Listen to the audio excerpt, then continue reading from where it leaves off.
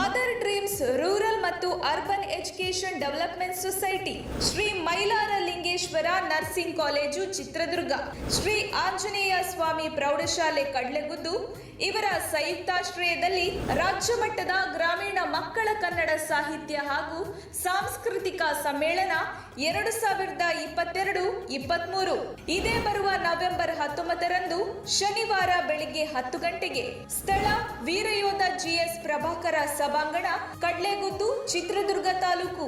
ಈ ಕಾರ್ಯಕ್ರಮದ ಸಂಪೂರ್ಣ ನೇರ ಪ್ರಸಾರವನ್ನ ನಮ್ಮ ತುಮಕೂರು ಮಾಧ್ಯಮದಲ್ಲಿ ಪ್ರಸಾರ ಮಾಡಲಾಗುವುದು. ತಪ್ಪದೇ ವೀಕ್ಷಿಸಿ. ನಮಸ್ತೆ, ನಾನು ಪ್ರಣನ್ಯ. ಜಿ ಕನ್ನಡ ವಾಹಿನಿಯ ಡ್ಯಾನ್ಸ್ ಕರ್ನಾಟಕ ಡ್ಯಾನ್ಸ್ ಸೀಸನ್ 6ರ ವಿಜೇತೆ. ನಾನು ಚಿತ್ರದುರ್ಗ ಕಡ್ಲೆಗುದ್ದು ಗ್ರಾಮದಲ್ಲಿ ನವೆಂಬರ್ 19ರಂದು ನಡೆಯುವ ರಾಜ್ಯ ಮಟ್ಟದ ಗ್ರಾಮೀಣ ಮಕ್ಕಳ ಸಾಹಿತ್ಯ ಹಾಗೂ ಸಾಂಸ್ಕೃತಿಕ ಸಮ್ಮೇಳನಕ್ಕೆ ನಾನು ಬರ್ತಾ ಇದ್ದೀನಿ. ನೀವು ಸಹ ಬರ್ತೀರಲ್ವಾ? Thank you. ನಿಮ್ಮ ಮೆಚ್ಚಿನ ನಮ್ಮ ತುಮಕೂರು ಮಾಧ್ಯಮ 1 ವರ್ಷ ಪೂರೈಸಿದ ಈ ಸಂದರ್ಭದಲ್ಲಿ ನಮ್ಮ ತುಮಕೂರು ಮಾಧ್ಯಮ ನಿಮಗೆ ಧನ್ಯವಾದಗಳನ್ನ ತಿಳಿಸುತ್ತದೆ ಮತ್ತು ನಿಮ್ಮ ಪ್ರೀತಿಗೆ ಸದಾ ಚಿರಋಣಿಯಾಗಿರುತ್ತದೆ.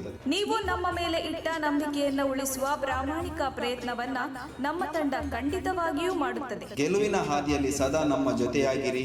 ನಮ್ಮ ಚಾನೆಲ್ ಅನ್ನು ಸಬ್ಸ್ಕ್ರೈಬ್ ಮಾಡಿ. ಸುದ್ದಿ ಅನ್ನೋದು ಬರೀ ಕಥೆಯಾಗದೆ ನಂದ ಜೀವ ಗಾಳಿಗೆ ಬೆಳಕಾಗಿದೆ, ಗೆಲುವಿನ ಹಾದಿಯಲ್ಲಿ ನಗು ಮೂಡಿದೆ.